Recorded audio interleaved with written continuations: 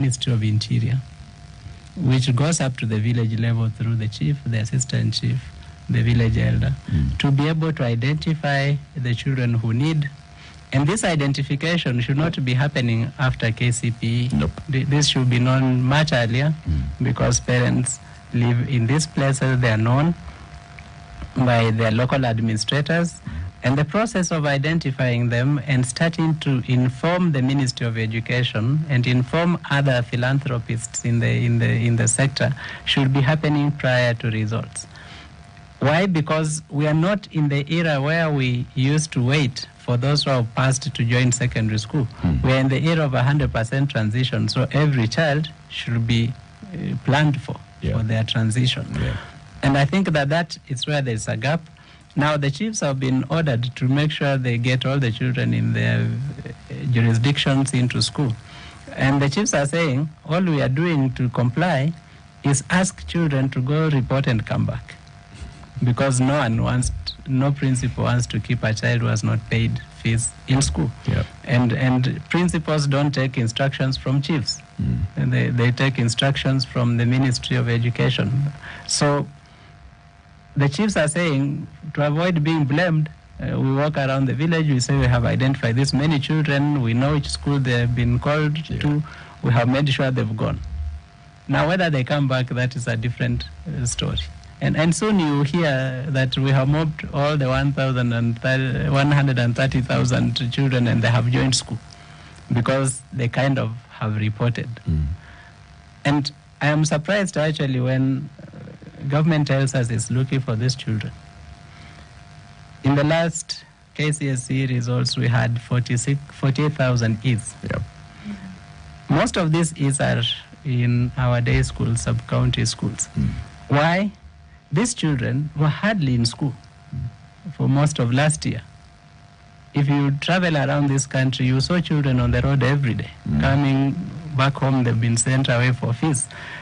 I have teachers who teach in some of these small schools, and they tell you, for the whole term, you never teach the same children.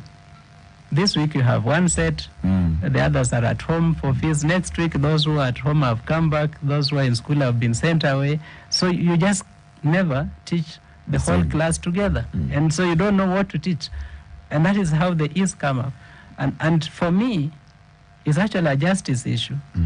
You rather even leave that child to go and learn some art craft to do, rather than detain them in a school where they're hardly present when lessons are being offered, waste their 4 years and get an E, after which they qualify for artisan courses they had qualified for after class 8. Because you don't qualify 4 years ago. Yes, they qualify to do what they should have done 4 years ago. And you have made the parent sell assets and put whatever money they had in that school. Because we have children being sent away for as little as 5,000 shillings when the parent has sold whatever they had and they have given the school. And they have nothing more to sell. And the child is still at home. Some of those 130,000 children are at home, and yet their parents have parted with whatever they have and taken to school. They already don't have any more money. Emmanuel, something always bothers me. This trend of sending children home for fees, how did it begin, and when it began, what purpose was it supposed to serve? I think it stems from the assumption that children belong to parents. And so if the parent is being uncooperative and not paying what the school wants the parent to pay, then you send away the child. But there are very many children who come from homes where either the parents are totally unable or the parents don't care. We have those kinds of parents who actually don't care.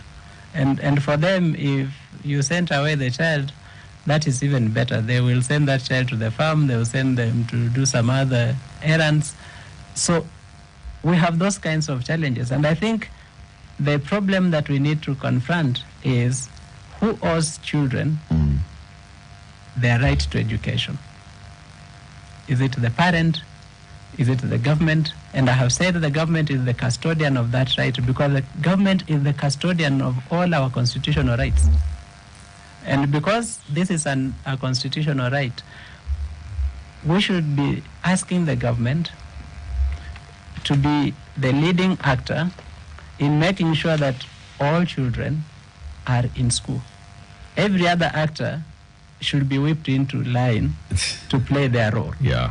The school managers, the parents, the philanthropists who are spending money, and more importantly, the public money that is put in scholarships.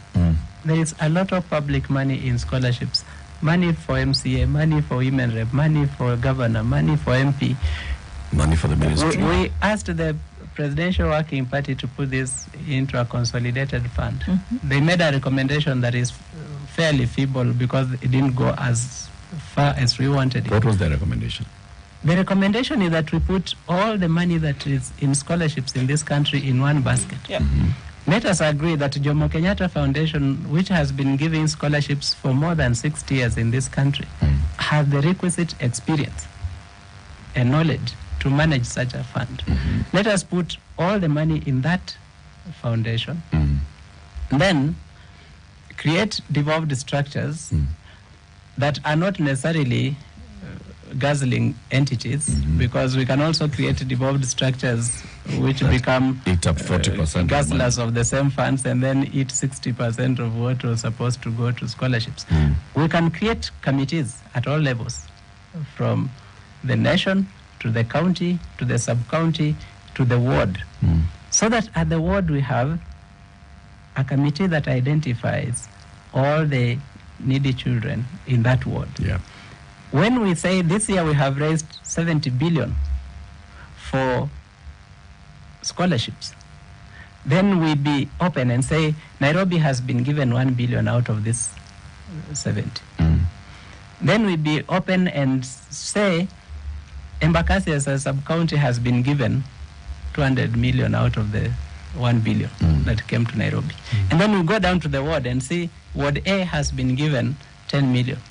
And then at that level, we want the list of beneficiaries published that says so-and-so, so-and-so, so-and-so, children of so-and-so and so, attending school A, B, C, D, so we can verify that these children are actually needy, that they are from those wards, and that they are actually in school. Because you remember the case last year of a county where one governor created a fictitious list of scholarships and allocated money to schools where there were no children attending in the first place, and colluded with principals to just sip on the money. If actors were willing to be transparent, we have enough money in the sector to educate all our children. There's People too have much refused to money. be transparent. There is too much money, in my opinion. Even just looking at those that are coming from the public coffers. Around 30 billion shillings per constituency in the CDF is earmarked for education, right? Actually, 40 million. 40 million, right? Per constituency. 40 million Every times year. 290. That is a lot of money. Then you go into the county, a lot of money. Go to the ministry, a lot of money. Go to how much money has been put into the free day secondary education. Again, a lot of money. Why should you even be going back into dehumanizing and start saying, we are listing people and saying you are needy, you are And the money is actually available to take care of these needs. Let's go into the news, Emmanuel. We come back and continue this conversation. Emmanuel Manyasa, Dr. Emmanuel Manyasa is the Executive Director of Usawa Agenda. He's our guest.